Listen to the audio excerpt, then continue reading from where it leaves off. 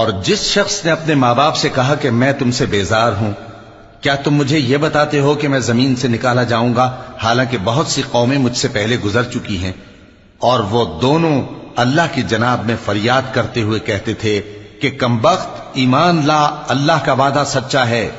تو کہنے لگا یہ تو پہلے لوگوں کی کہانیاں ہیں، یہی وہ لوگ ہیں جن کے بارے میں جنوں اور انسانوں کی دوسری امتوں میں سے جو ان سے پہلے گزر چکی عذاب کا وعدہ تحقیق ہو گیا۔ بے شک وہ نقصان اٹھانے والے تھے، اور لوگوں نے جیسے کام کیے ہوں گے ان کے مطابق سب کے درجے ہوں گے۔ غرض یہ ہے کہ اللہ ان کو ان کے اعمال کا پورا بدلہ دے اور ان کا نقصان نہ کیا جائے گا۔ اور جس دن کافر دوزخ کے سامنے کیے جائیں گے تو کہا جائے گا کہ تم اپنی دنیا کی زندگی میں لذتیں حاصل کر چکے اور ان سے لطف اندوز ہو چکے، سو آج تم کو ذلت کا عذاب دیا جاتا ہے۔ یہ اس کی سزا ہے کہ تم زمین میں ناحق غرور کیا کرتے تھے، اور اس کی کہ بد کرداری کرتے تھے۔ اور قوم عاد کے بھائی ہود کو یاد کرو کہ جب انہوں نے اپنی قوم کو سرزمین احقاف میں خبردار کیا، اور ان کے آگے اور پیچھے سے خبردار کرنے والے گزر چکے تھے کہ اللہ کے سوا کسی کی عبادت نہ کرو، مجھے تمہارے بارے میں بڑے دن کے عذاب کا ڈر لگتا ہے۔ کہنے لگے کیا تم ہمارے پاس اس لیے آئے ہو کہ ہم کو ہمارے معبودوں سے پھیر دو؟ اگر سچے ہو تو جس چیز سے ہمیں ڈراتے ہو اسے ہم پر لے آؤ۔ پیغمبر نے کہا کہ اس کا علم تو اللہ ہی کو ہے، اور میں تو جو احکام دے کر بھیجا گیا ہوں وہ تمہیں پہنچا رہا ہوں، لیکن میں دیکھتا ہوں کہ تم لوگ نادانی میں پھنس رہے ہو۔ پھر جب انہوں نے اس عذاب کو دیکھا کہ بادل کی صورت میں ان کے میدانوں کی طرف آ رہا ہے تو کہنے لگے یہ تو بادل ہے جو ہم پر برس کر رہے گا۔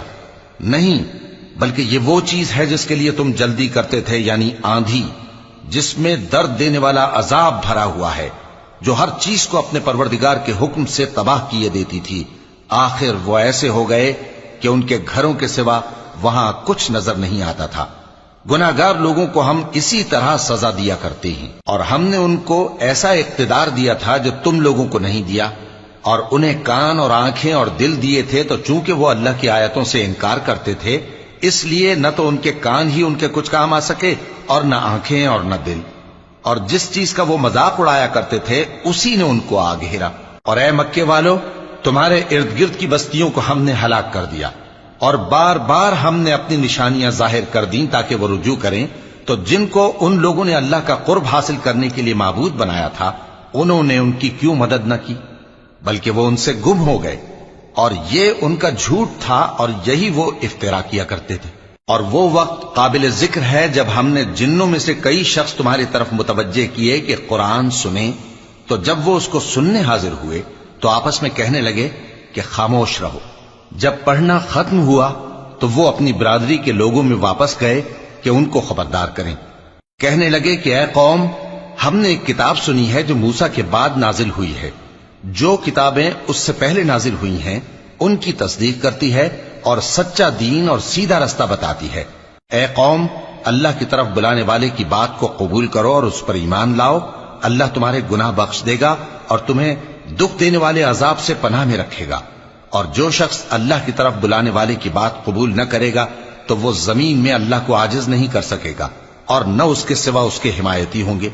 یہ لوگ کھلی گمراہی میں ہیں۔ کیا انہوں نے نہیں سمجھا کہ جس اللہ نے آسمانوں اور زمین کو پیدا کیا اور وہ ان کے پیدا کرنے سے تھکا نہیں، وہ اس بات پر بھی قادر ہے کہ مردوں کو زندہ کر دے؟